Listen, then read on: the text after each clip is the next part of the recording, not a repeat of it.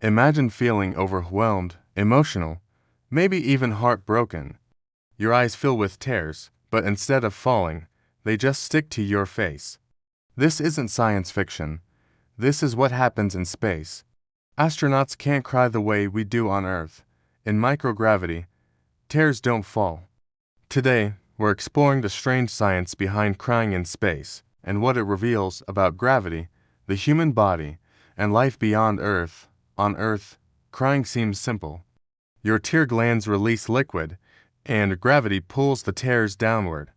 They roll down your cheeks and fall away. It's a physical release we're all familiar with. But what we often forget is that gravity is doing most of the work. Without it, tears behave very differently. To understand why, we need to visit the unique environment where this happens. Astronauts aboard the International Space Station experience microgravity, a condition where the pull of gravity is extremely weak. A common misconception is that they're outside Earth's gravity, but they're not. They are actually in a constant state of free fall, continuously falling around our planet. This creates the sensation of weightlessness. And in this environment, liquids don't drip or fall. Instead, they float and cling to surfaces. So, what happens when an astronaut cries in space? The tears don't fall. Instead, they form perfect little spheres of liquid that cling to the eye. If more tears are produced, they don't roll down the face. They spread out, forming a larger bubble of water that sticks to the skin. This can blur an astronaut's vision and create a strange, uncomfortable sensation. Instead of the emotional relief we feel on Earth, they describe it as a watery pressure building up around their eyes. This is because, without gravity, another force takes over: surface tension. It's the force that holds the liquid together, creating that bubble-like effect. This isn't just a theory. Astronauts have actually experienced it. Canadian astronaut Chris Hadfield famously explained that tears in space don't fall.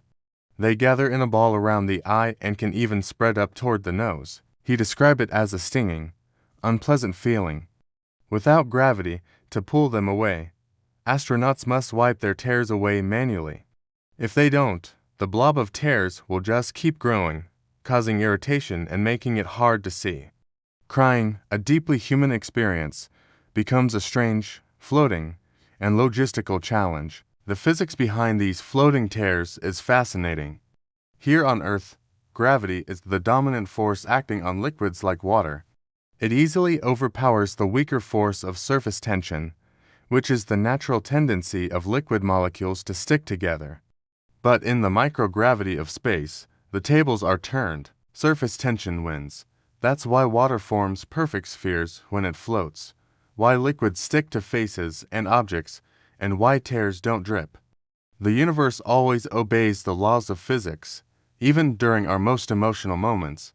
Of course, astronauts are some of the most highly trained and resilient people on the planet, but they're still human. Living in space for months means being far away from family, living in extreme isolation, and dealing with high-stress situations in a confined environment.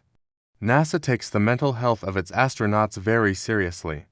They have regular psychological check-ins, access to video calls with loved ones, and highly structured schedules to maintain a sense of normalcy. Crying might be rare, but the emotions that cause it are very much present.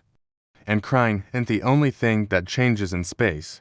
The human body, which evolved for life on Earth, goes through a host of bizarre transformations. Without gravity pulling fluids down, blood and other bodily fluids shift toward the head. This makes astronauts' faces appear puffy and their legs become thinner, a condition sometimes called puffy face, chicken legs syndrome. Their sense of smell can become weaker, and their sense of taste changes, which is why many astronauts crave spicy food. Space challenges everything our bodies are designed for. So, could these floating tears become dangerous? Not really dangerous, but they can certainly cause significant discomfort and problems.